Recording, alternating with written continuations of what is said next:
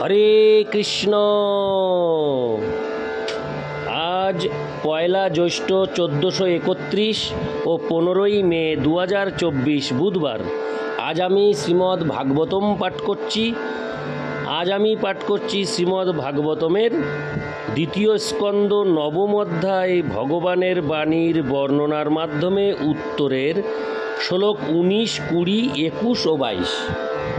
অডিওর শুরুতে আমার সকল ভক্তিমতী মা ও ভক্তবৃন্দের কাছে আমার আকুল আবেদন, আপনারা প্রত্যেকটি অডিও শ্রবণ করার পর আপনারা কোথা থেকে অডিওটি শুনছেন সেটি অবশ্যই কমেন্টস করে আমাকে জানাবেন, এবং আমার এই অডিওটি আপনাদের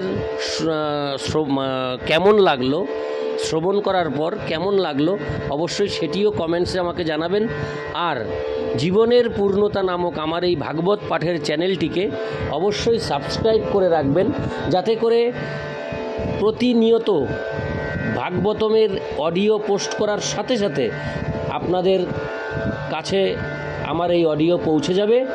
এই কারণের জন্যই জীবনের পূর্ণতা এই ইউটিউব চ্যানেলটিকে সাবস্ক্রাইব করে রাখবেন।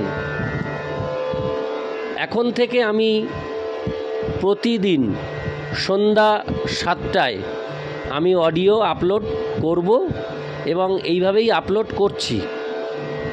আপনারা কৃপাপূর্বক আমার সাথে থেকে আমাকে আশীর্বাদ করবেন। নারায়ণ হে নারায়ণ, ভবভয়হরণম নারায়ণ। শ্লোক 19। তং প্রিয়মানং সমুপস্থিতং কবিং প্রজাবিসর্গে নিজ শাসনার্হণম বভাস ঈষদ স্মিত শচিষা গিরা প্রিয় প্রিয়ং প্রীতমনা করে স্পৃশন। অনুবাদ: তখন প্রেমবশ ভগবান সন্তুষ্ট চিত্তে উপদেশ প্রদানের যোগ্য পাত্র ব্রহ্মার প্রতি অত্যন্ত প্রীতিযুক্ত হয়ে তার হাত ধরে ঈষদ রুচির হাস্য সহকারে সুমধুর সম্ভাষণে বলতে শুরু করলেন। তাৎপর্য: জড় জগতের সৃষ্টি অন্ধ নয় অথবা আকস্মিক নয়। ভগবান ব্রহ্মা প্রমুখ তার প্রতিনিধিদের তত্ত্বাবধানে নিত্যবদ্ধ জীবদের মুক্তির জন্য এই ব্যবস্থা করেছেন। বদ্ধ জীবদের এই জ্ঞান প্রদান করার জন্য ভগবান ব্রহ্মাকে বৈদিক জ্ঞান দান করেছেন। বদ্ধ জীবেরা ভগবানের সঙ্গে তাদের সম্পর্কের কথা ভুলে গেছে এবং তাই এইভাবে জড়জগৎ সৃষ্টি করার মাধ্যমে বৈদিক জ্ঞান প্রদান করার প্রয়োজন হয়েছে। বদ্ধ জীবদের উদ্ধার করার মহান দায়িত্ব ব্রহ্মার রয়েছে এবং তাই তিনি ভগবানের অত্যন্ত প্রিয়। ব্রহ্মা তার কর্তব্য অত্যন্ত নিপুণতা সহকারে সম্পাদন করেন। কেবল জীব সৃষ্টি করেই নয়, উপরন্তু অধঃপতিত জীবদের উদ্ধার করার জন্য তার অনুগামীদের চতুর্দিকে প্রেরণ করার মাধ্যমে তার গোষ্ঠীকে বলা হয় ব্রহ্ম সম্প্রদায়। এবং আজও এই সম্প্রদায়ের সদস্যরা ভগবদ্ধামে বদ্ধ জীবদের ফিরিয়ে নিয়ে যাওয়ার কার্যে স্বাভাবিকভাবে লিপ্ত। ভগবান তার বিভিন্ন অংশদের তার কাছে ফিরিয়ে নিয়ে যাওয়ার জন্য অত্যন্ত উৎসুক, সে কথা শ্রীমদ্ ভগবদ গীতায় বর্ণনা করা হয়েছে। তাই যারা বদ্ধ জীবদের ভগবানের কাছে ফিরিয়ে নিয়ে যাওয়ার কার্যে লিপ্ত তারা ভগবানের অত্যন্ত প্রিয়। ব্রহ্ম সম্প্রদায়ে কিছু দলত্যাগী রয়েছে, যাদের একমাত্র কার্য হচ্ছে মানুষদের ভগবানের কথা বিস্মৃত করে জড়জগতের বন্ধনে আবদ্ধ করা। এই প্রকার ব্যক্তিরা কখনো ভগবানের প্রিয় নয় এবং ভগবান তাদের গভীর অন্ধকার প্রদেশে নিক্ষেপ করেন, যাতে সেই হিংসাপরায়ণ অসুরেরা পরমেশ্বর ভগবানকে জানতে না পারে।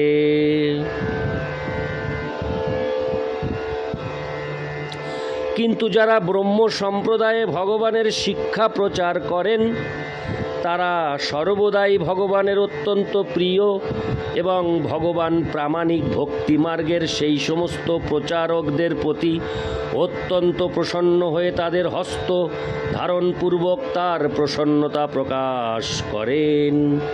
ইতি শ্লোক 19। শ্লোক 20। শ্রী ভগবান উবাচ ত্বয়াহং তোষিত সম্যগ বেদগর্ভ শিশিক্ষয়া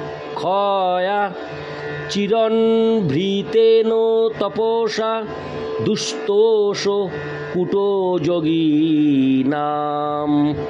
অনুবাদ: পরম সুন্দর পরমেশ্বর ভগবান ব্রহ্মাকে বললেন, হে বেদগর্ভ ব্রহ্মা, সৃষ্টির বাসনায় তুমি যে দীর্ঘকাল তপস্যা করেছ, তার ফলে আমি তোমার প্রতি অত্যন্ত প্রসন্ন হয়েছি। কপট যোগীরা কখনো আমার সন্তুষ্টি বিধান করতে পারে না। তাৎপর্য: দুই প্রকার তপস্যা রয়েছে, একটি ইন্দ্রিয় তৃপ্তি সাধনের জন্য এবং অপরটি আত্মতত্ত্ব উপলব্ধির জন্য। বহু কপট যোগী রয়েছে যারা তাদের নিজেদের সন্তুষ্টি বিধানের জন্য কঠোর তপস্যা করে, আর অন্য অনেকে রয়েছে যারা ভগবানের ইন্দ্রিয় তৃপ্তির জন্য কঠোর তপস্যা করে। যেমন আণবিক অস্ত্র আবিষ্কারের জন্য যে তপস্যা করা হয়, তা কখনো ভগবানের সন্তুষ্টি বিধান করে না, কেননা এই প্রকার তপস্যা সন্তুষ্টিজনক নয়। প্রকৃতির নিয়মে যথাসময়ে সকলেরই মৃত্যু হবে, কিন্তু মৃত্যুর সেই প্রক্রিয়া শীঘ্রকরণের জন্য যদি কেউ তপস্যা করে, তাহলে তা ভগবানের সন্তুষ্টি বিধান করে না। ভগবান চান তার বিভিন্নাংশ জীবসমূহ যেন নিত্য জীবন লাভ করে নিত্য আনন্দ আস্বাদনের জন্য তার কাছে ফিরে যায়। জড় সৃষ্টির উদ্দেশ্যই হচ্ছে তাই। সেই উদ্দেশ্য সাধনের জন্য, অর্থাৎ সৃষ্টির প্রক্রিয়া সুনিয়ন্ত্রিত করার জন্য ব্রহ্মা কঠোর তপস্যা করেছিলেন এবং তাই ভগবান তার প্রতি অত্যন্ত প্রসন্ন হয়েছিলেন। তার প্রতি প্রসন্ন হয়ে ভগবান তার হৃদয়ে বৈদিক জ্ঞান সঞ্চার করেছিলেন। বৈদিক জ্ঞানের চরম উদ্দেশ্য হচ্ছে ভগবানকে জানা। অন্য কোনো উদ্দেশ্য সাধনের জন্য এই জ্ঞানের অসদ্য ব্যবহার করা উচিত নয়। সেই উদ্দেশ্য সাধনের জন্য যারা বৈদিক জ্ঞানের সদ্য ব্যবহার করে না, তাদের বলা হয় কূটযোগী বা কপট যোগী, যারা অসৎ উদ্দেশ্যে তাদের জীবন নষ্ট করে। ইতি শ্লোক 20। শ্লোক 21। বরং বরয় ভদ্রং তে বরেশং মাভিবাঞ্ছিতম ব্রহ্মণ্যেয় পরিশ্রাম পুংসাং মদ্দর্শনাবধি। অনুবাদ: হে ব্রহ্মা, তোমার মঙ্গল হোক। তুমি আমার কাছে অভীষ্ট বর প্রার্থনা করো, কেননা আমি একমাত্র বর প্রদানের কর্তা। শ্রেয় লাভের জন্য সকলে যে পরিশ্রম করে, আমার দর্শনই তার চরম ফল। তাৎপর্য: পরম তত্ত্বের চরম উপলব্ধি হচ্ছে সাক্ষাৎভাবে পরমেশ্বর ভগবানকে জানা এবং দর্শন করা। নির্বিশেষ ব্রহ্ম এবং অন্তর্যামী পরমাত্মা উপলব্ধি ভগবদুপলব্ধির চরম অবস্থা নয়। পরমেশ্বর ভগবানকে জানার জন্য এই প্রকার কঠোর তপস্যা করতে হয় না। তখন কেবল পরমেশ্বর ভগবানের সন্তুষ্টি বিধানের জন্য ভগবত ভক্তি সম্পাদন করতে হয়। অর্থাৎ যিনি পরমেশ্বর ভগবানকে উপলব্ধি করেছেন এবং দর্শন করেছেন তিনি সর্বসিদ্ধি লাভ করেছেন, কেননা সেই পরম সিদ্ধিতে সব কিছুই অন্তর্ভুক্ত। নির্বিশেষবাদী এবং কপট যোগীরা কিন্তু কখনো এই স্তর প্রাপ্ত হতে পারে না। ইতি শ্লোক 21। শ্লোক 22। মনীষী তানু ভাবো হয়ং মম লোকাবলোকনম যদুপশ্রুত রহসি চকর্থ পরমং তপো। অনুবাদ: সর্বশ্রেষ্ঠ এবং পূর্ণতম দক্ষতা হচ্ছে আমার ধাম ব্যক্তিগতভাবে দর্শন করা, এবং তোমার পক্ষে তা সম্ভব হয়েছে কেননা আমার নির্দেশ অনুসারে তুমি শ্রদ্ধা সহকারে কঠোর তপস্যা করেছ।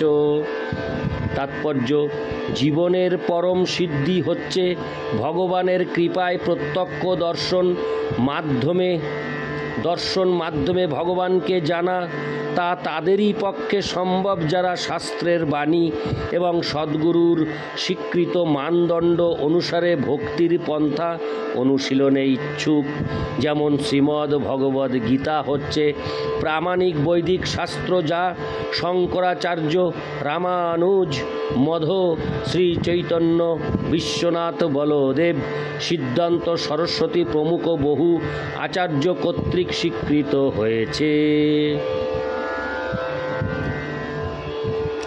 শ্রীমদ্ ভগবদ্ গীতায় পরমেশ্বর ভগবান শ্রীকৃষ্ণ নির্দেশ দিয়েছেন সকলেই যেন তাদের মনের দ্বারা তার কথা চিন্তা করে, তার ভক্ত হয়, তার পূজা করে এবং তাকে প্রণতি নিবেদন করে, এবং তা করার ফলে তারা তাদের নিত্য আলয় ভগবত ধামে ফিরে যাবে। সে সম্বন্ধে কোনো সন্দেহ নেই। অন্যত্র তিনি সেই নির্দেশেরই পুনরাবৃত্তি করে বলেছেন, সমস্ত তথাকথিত ধর্ম পরিত্যাগ করে সকলেই যেন পূর্ণরূপে তার শরণাগত হয়, এবং তাহলে তিনি তাদের সর্বতোভাবে রক্ষা করবেন। সর্বোচ্চ সিদ্ধি লাভের এটি হচ্ছে রহস্য। ব্রহ্মা সর্বপ্রকার অহংকার পরিত্যাগ করে যথাযথভাবে এই নির্দেশ অনুসরণ করেছিলেন, এবং তার ফলে তিনি পরমেশ্বর ভগবানকে তার ধাম এবং পরিকর সহ দর্শন করার পরম সিদ্ধি লাভ করেছিলেন। ভগবানের দেহ নির্গত জ্যোতির নির্বিশেষ দর্শন সর্বোচ্চ সিদ্ধি নয়, এমনকি পরমাত্মা উপলব্ধিও সর্বোচ্চ সিদ্ধি নয়। এখানে মনীষিত শব্দটি তাৎপর্যপূর্ণ। সকলেই ভ্রান্তভাবে অথবা বাস্তবিকভাবে তাদের বিদ্যার গৌরবে গর্বান্বিত, কিন্তু ভগবান বলেছেন যে বিদ্যার সর্বশ্রেষ্ঠ ফল হচ্ছে সর্বপ্রকার মোহমুক্ত হয়ে তার ধাম সহ তাকে জানা। ইতি শ্লোক 22। নারায়ণ হে নারায়ণ ভবভয়হরণম নারায়ণ। হরে কৃষ্ণ।